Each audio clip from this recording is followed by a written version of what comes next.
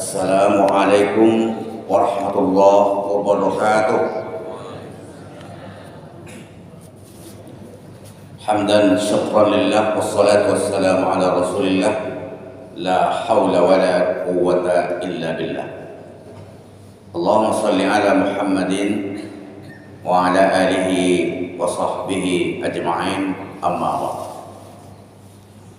Kaum muslimin dan muslimat, jamaah Masjid Istiqamah Lereng yang saya muliakan, bersyukur kita kepada Allah, ucapkan alhamdulillahirabbil alamin, berselawat kita kepada Rasulullah, ucapkan Allahumma shalli ala Muhammad wa ala ali Muhammad.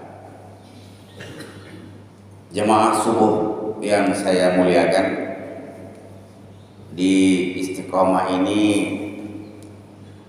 jadwal malam cuma satu malam, jadwal subuh ada ibu ya malam, adanya subuh aja, diambil dua subuh. Jadi subuh Selasa dengan subuh yang Selasa yang akan datang insyaallah.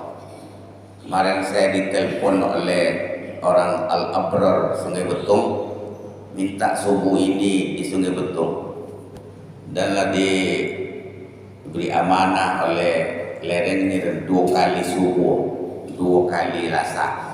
Ini berarti Selasa berikutnya baru bisa ke Al-Abrar.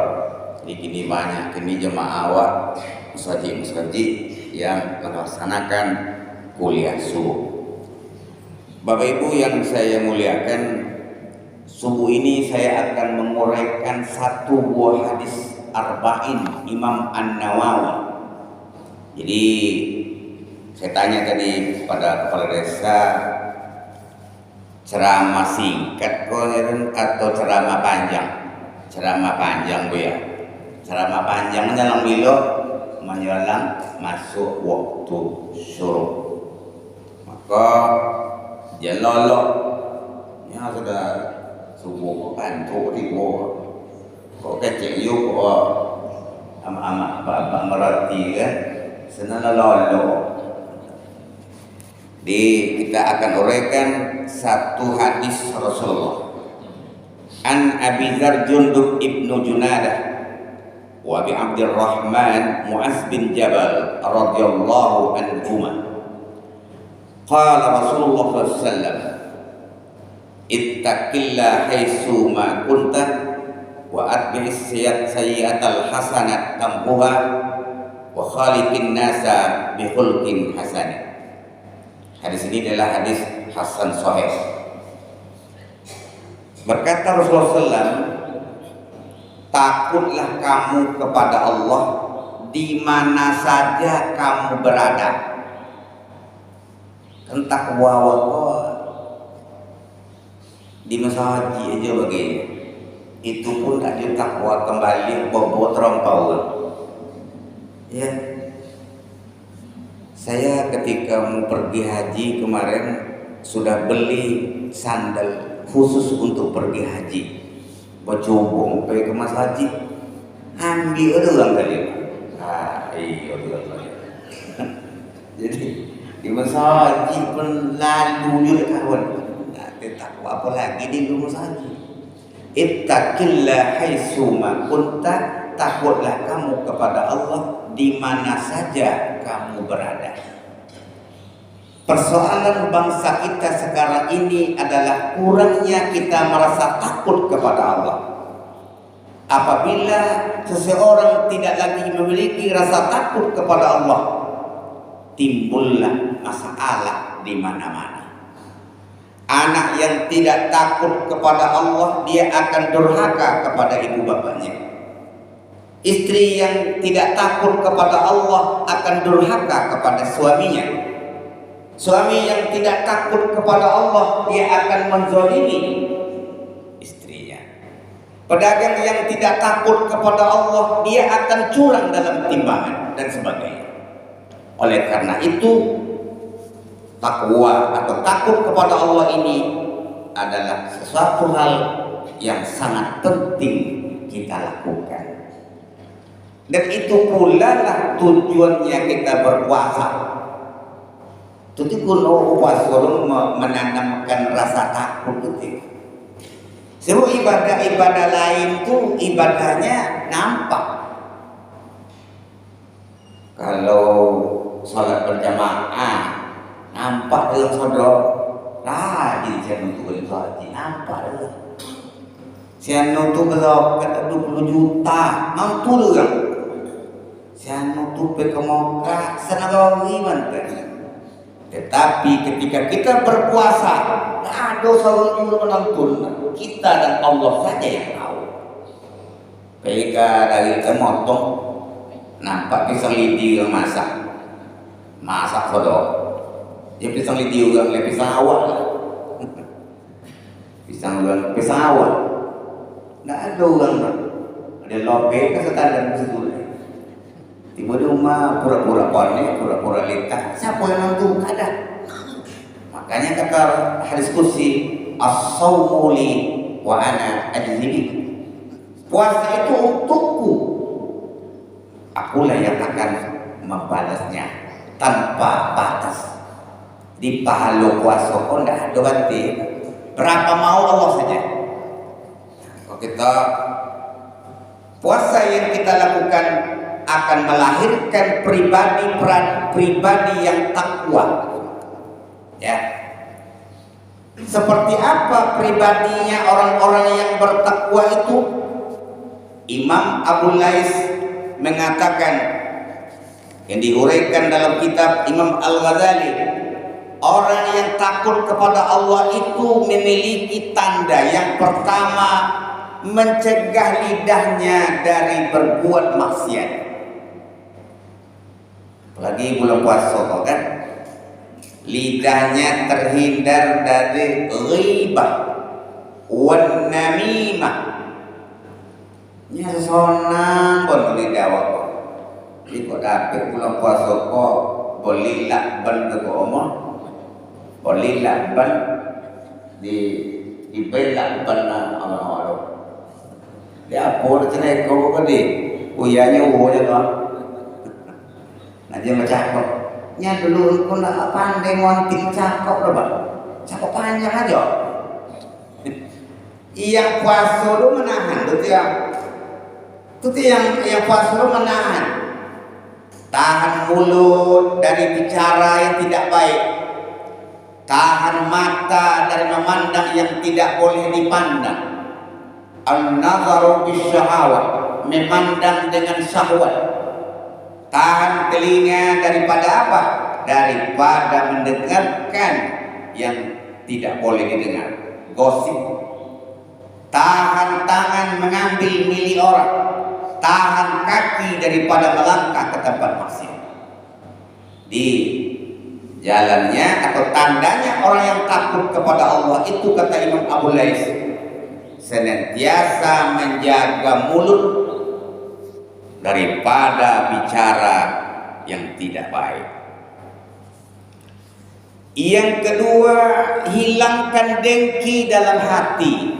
Orang yang takut kepada Allah, dia jauh daripada penyakit hasad, dengki, dan iri hati. Orang nama dapet kamu awak dan sasak. Nah, orang belak-belak dia orang berdawa, awak dapat. Beli motor kan, awak risau. Mana dapet dia tu? Apa pula awak risau? Tu tanda orang tu penyakit tu, SMS. Senang melihat orang susah, susah melihat orang senang. Itu tidak orang takwa itu. Oleh itu lah banyak pengajian yang hebat-hebat di situ, nak dengan penyakit dan buku soal lain tu. Ya, segala orang-orang hebat-hebat di negara kau lah datang ke mengaji. Boleh. Hilangkan rasa iri dan dengki. Hilangkan marah. Ini muat naik emosi belum pasok. Jadi kalau ada orang ngajak awak berbantah belum pasok, kau bunyinya ini shaim. Dan pasok dan kau sudah berbuka dah kau ya. sudah memukul atau nanti ini kayak macam tu. Ibu-ibu mau bertengkar dengan suami, wah sobok apa bang? Sudah memukul apa ya bang? Nak bisa itu. Jadi jangan kuati kok. Itu nang puasa lo kan awak si menahan lapar ni puasa ada. Kemudian orang yang takut kepada Allah itu tidak akan melihat apa yang diharamkan oleh Allah. Kok di handphone kok sebanyak-banyak gini yang mengalir situ, menjual demi mengejar jam tayang tanpa hapu dan ditontonkan di situ. Jadi banyak dosa nih, ya. Orang mempertontonkan bentuk tubuhnya, tuh tengok dia belum puasa kok. Di mana puasa tu deh? Aliu copet. Terpandang nikmat, lama mandang laknat. Sekali pandang ibu ya tu dah wali aliu oleh itu dah terpandang nomor. Dah ia memandang nomor. Maka mata awak jago. Tundukkan pandangan kita, apalagi mau tapi jalan nampak orang lalu segala macam. Tolong, itu tidak puasa.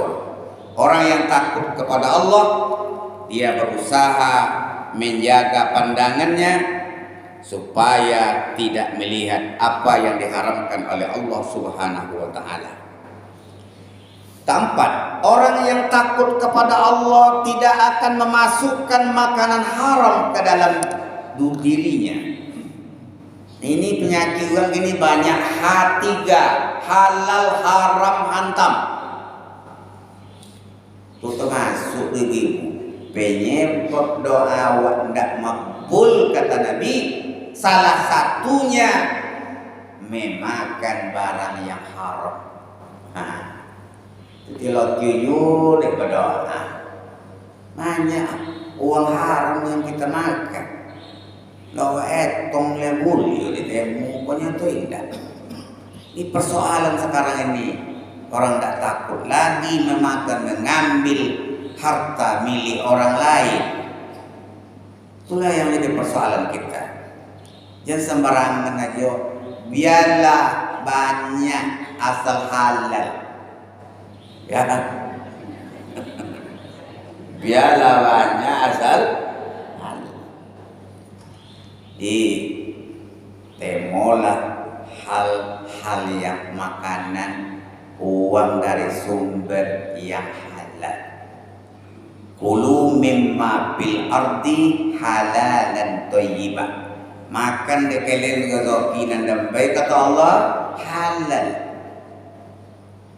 Ada kawan cerita dia menang nomor judi, nomor judi dapat dia 800 juta. Dia mau berkirim ke kampung, taruhlah kepada di negeri kita, tetaplah ke ibu, menantu ibu menelpon, dek kata bini, abang dapat rezeki abang. Rezeki iya. Mana abang nak mau piti judi 800 juta. Itu rencana dan kalau mau kau nak mau kirim ke kau mati. Nio konya. Sejauh dah mama nio ndak. Nianda. Kalau orang yang takut kepada Allah dan ndak ada nio dah bang. Kalau kan piti judi, piti haram, tidak ada nior bang, nior. Ini namanya dah. Alamak lailah bijak. Bikin belako lah kok temu aja lah kau. Akhirnya temu piti jago. Entah lah kau mau, ini apa boleh. Bertemu lah piti jago. Setahun memakai piti dunia, banyak tipu penyakit, sampai kepada cuci darah. ndak cukup piti capok. Itu dia. Jadi saya lah kilo yang halal mo. Kalau nan halal tu senang dek ke kilo awak. Tapi kalau nan haram tu gelisah dek. Termasuk piti korupsi. Hati-hati. Tak tenang. Tengok ini pejabat-pejabat sekarang sudah banyak yang ditangkap oleh KPK. Tak ada. Tak tenang juga awak dek. Hati-hati kita. Maka orang yang takut kepada Allah adalah orang yang menjaga dirinya, tidak mau menerima sesuatu yang haram. Yang berikutnya, orang yang takut kepada Allah adalah tidak mau melangkahkan kakinya ke tempat maksiat. Ada orang ngajak awak pergi ke tempat judi pemohon. Nyomok malam harinya ya. Malam hari mana? Tak puasa orang malam hari. Dia ajak dia kawan. Belum puasa kok banyak yang mencari tompet penjudi itu dalam sama. Jangan sampai omong. Kadang ada orang yang bertekad. Nampak dari seorang menjudi itu sudah campak meja itu sudah saya lemparkan meja itu. Ternyata dia sampai ke tempat orang berjudi itu kurang seorang nyotongnya jadinya. Apa nama tukang pancing dilarikan oleh ikan. Tukang nyanyi lagi ikan. Maka kita ya hindarkanlah kaki kita melangkah kepada tempat-tempat maksiat. Kemudian orang yang takut kepada Allah Subhanahu wa taala, kata Imam Abu Lais, adalah taatnya hanya semata-mata karena Allah Subhanahu wa taala. Wa ma umiru illa liya'budullaha mukhlishina lahuddin.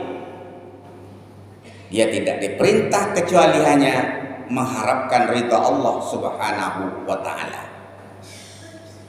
Diulang sampai ke masjid kok karena takut, karena ikhlas. Apa pergi ke masjid, amak pergi ke masjid kok kalau ikhlas nyaman mak.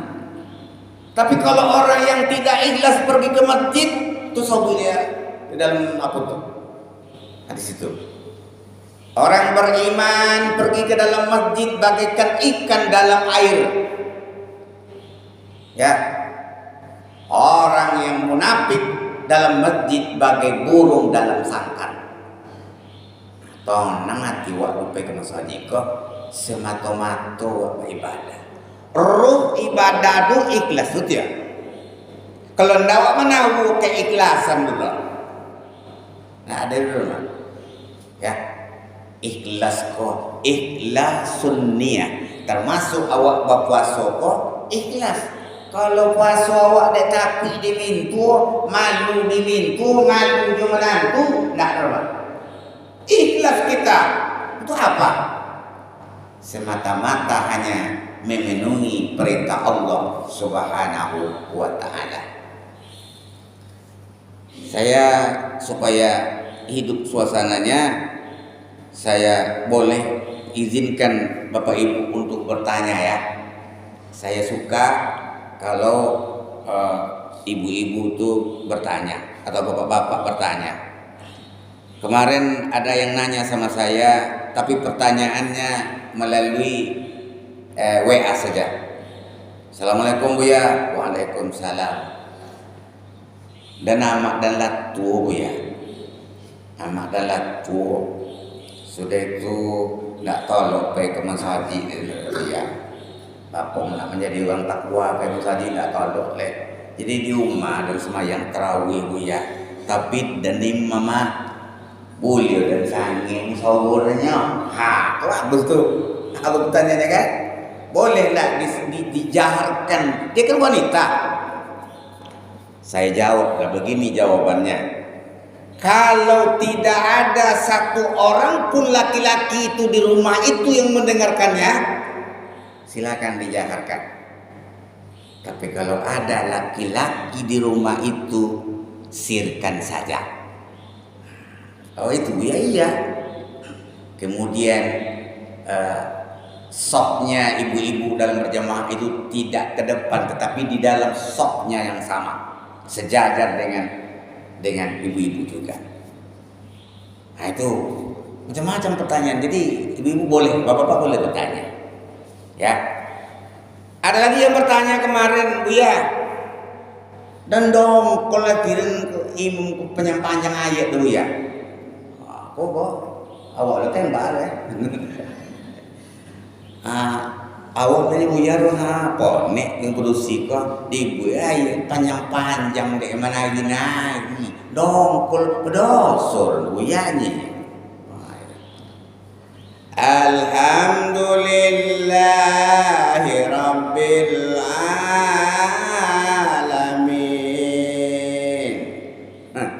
Bila saudaranya amma yatasaalun ngopi amma yatasaalun ada sekali kau sebanyak si kau ni jalan nak ngekau mejule mendongkol latihan nebuyanya ya. Jadi dan sahabat jen mendongkol terima saja dengan lapang dada. Rabbis rahli sadri, ya Allah lapangkan hatiku. Kemana awak nak mencari imam cendol imam di Masjidil Haram? Imam di Masjidil Haram Bapak Ibu sekalian, nak legaji rumah cek kosong bayi deh. Tuli lah bapunannya. Tuli bapunannya. Tapi dia ada ambil oleh imam-imam itu tidak diambilnya karena dia orang kaya-kaya. Jadi temo aja lah, jen sampai mendongkol-dongkol loh dan sini tua mana umur di negara awak temo aja lah.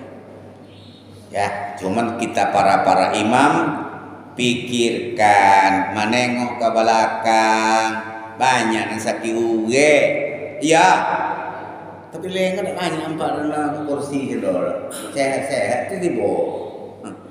Ada saja banyak kursi. Saya pergi ke Malaysia kemarin itu seminggu sebelum puasa.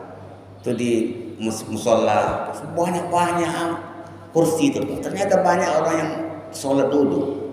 Kalau lengah nak berbuat, nak berkurang sakit, sehat selalu macam ya, saya doakan semoga yang sehat, yang sakit-sakit duduk selama ini, setelah subuh ini, saya doakan nanti sehat semuanya, amin, amin ya. Silakan ada pertanyaan sebelum kita lanjutkan? Ya silakan. Boleh bersalah.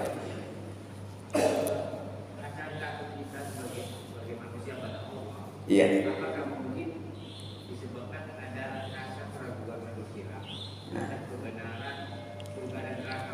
Iya. Ya. Rasa takut kita kepada Allah Subhanahu wa taala ada kaitannya dengan keyakinan. Keraguan-raguan. Kalau timbul rasa keraguan-raguan, nah itu tidak ada takut. Nah, ada menawur. Tidak nahu seketik dulu di dalam hati itu apa nambahnya takut, tidak menarik, tidak ada makniknya, tidak ada. Nah untuk menanamkan rasa takut kepada Allah itu butuh mujahadah, dipaksa untuk menimbulkan rasa takut kita kepada Allah. Ada langkahnya. Yang pertama adalah tanamkan ilmu pengetahuan. Allah Ta'ala nyebut loh, innama yahsallaha min ibadihil ulama. Orang-orang yang takut kepada Allah adalah orang-orang yang berilmu. Jadi kalau orang yang berilmu, itulah yang akan menimbulkan rasa takut kepada Allah. Jadi kalau ada orang alim tapi tidak takut kepada Ta'ala, lu alim boleh. Orang yang takut kepada Allah adalah orang yang berilmu. Jadi untuk mendapatkan rasa takut seperti yang pertanyaan Bapak tadi, memang ada keraguan-keraguan. Nggak percaya ke air, nggak percaya orang. Nah, kita perlu untuk ilmu kok. Kadang kalau awak nak tahu ilmu, dah Bapak Ibu sekalian, itu salah dari orang sodok. Dapat apa ya dari salah seorang kawan. Waktunya tamat PGA, tamat man, suko menyalang-nyalang orang. Tapi setelah dia perguruan tinggi S1, S2, S3, tentu lah dia hakikat ilmu. Namun nyalang-nyalang orang dia. Ya namun lah, nyalang tentu dia bagaimana? Ya, dulu kejadian almarhum Buya Hamka, dia tokoh ulama Muhammadiyah. Diundang orang ceramah ke Duri, Pak. Bukan Duri itu NU. NU itu berkunut, kunut. Allahumma hdina fi man hadai, wa afina fi man afai, wa tawallana fi man tawallai, wa barik lana fi ma atai. Setiap salat subuh dia baca. Disuruh orang Buya itu jadi imam. Nah, amu Buya dulu. Tapi dipaksa orang juga supaya Buya jadi imam. Lalu Buya tadi melaksanakan sholat subuh, mengimami sholat subuh, dia berkunut. Setelah selesai sholat orang nanya, Buya kan orang Muhammadiyah, kenapa Buya berkunut? Al-Muqtarim, saya menghormati warga di sini. Nah, itu juga nomor ilmu. Jadi kalau tidak bawa ilmu, salah ada orang sodok. Jumat orang dileng. Semayang Jumat ada sujud sajadah. Tuh ada orang semayang sikro. Ganjil lo kan nyinya situ semayang subuh 3 rakaat nyinya. Nya ilmunya pengalamannya ndak jauh. Kecil kambing tinggi, pengalaman ndak jauh dia.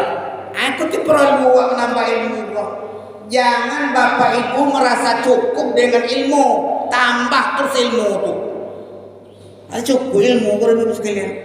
Ilmu itu yang mengantarkan kita takut kepada Allah Subhanahu wa Ta'ala. Itu diantara jawabannya, Pak ya. Nah, silakan yang lain kalau ada. Kalau tidak ada, saya lanjutkan. Pembukaan baca Qur'an. Lalu ya. Jadi ittaqillaha haitsu ma kunta. Takutlah kamu kepada Allah di mana saja kamu berada. Sekarang yang berikutnya adalah wa atbi'is sayyi'atal hasanat tamhuha. Iringi keburukanmu dengan kebaikan. Terhapuslah kesalahanmu. Apa makna ya? Taubat. Setiap awak melakukan kesalahan, salat sunat taubat. Tu tidak nak mau kau awal mah. Kunci rem tangan terkunci. Nah, kau dah sampai dalam pengajian tu. Apa motor kau nak mau jalan enggak ya? Sana rem tangan nak tekan nang apa? Rem tangan nampak rem tangan masih aku. Jadi ndak ada awak kau ndak bersalah dah. Sesuatu awak bersalah. Kullu bani Adam khata. Setiap anak Adam itu punya kesalahan. Nah, dulu Pak, tetap kita punya salah. Seorang suami banyak salah kepada istri. Banyak salah waktu bini ya Pak. Saya sayangilah bini. Belum puasa kok bini udah tiada azab. Kalau lo ini masa mana gitu, aku anang jatuh kena turun. Bini je dulu salah ke laki. Ayah anak aku petidur rapi ni lah ya ayah anak aku petidur rapi ni bawa. Di Jakarta di Mediapok kan di Jerman kan. Di Sikona lah kena turun. Kalau seseorang lah jadi tobat, akui kesalahan. Apa cara taubat ya? Banyak-banyak minta ampun kepada Allah. Astaghfirullahalazim. Astaghfirullahalazim. Astagfirullahaladzim. Ya, mungkinlah pernah juga dihitung deh buya-buya terdahulu bagaimana seorang ulama yang bernama Imam Ibnu Hambal, ya, Imam Ahmad Ibnu Hambal, setiap hari dia pergi berjamaah, pergi berdakwah. Pada suatu hari dia pamit dengan istrinya. Kalau bahasa wakini, dek, bang, apa bang? Dan nak pai kena gawi rak engkau. Ngapo bang kin? Tala rasa-rasa kena imbo dan kokin rasa. Rasa-rasa itu juga imbo dan kokin. Boleh nampaknya dek? Boleh. Baik apa? Sampai di negeri Irak tadi dia sampai ketika salat zuhur. Ndak tentu dia orang dulu. Pasti kau ulama kadang antu orang dah. Ikuti Imam Ahmad Ibnu Hambal antu orang dah. Tidur je di masjid tu. Jadi marbot masjid tu, marbot tu sawa Asia. Hei, keluar. Kau nak pakai lolos ke korang? Hilu. Dan sabar Pak. Yalah, keluar. Baiklah kau. Nyala sama asa situ je boleh. Terus sudah itu ada orang penjual roti datang menghampiri. Tuan Syekh, mula kau madawa. Rumah dalam istirahat.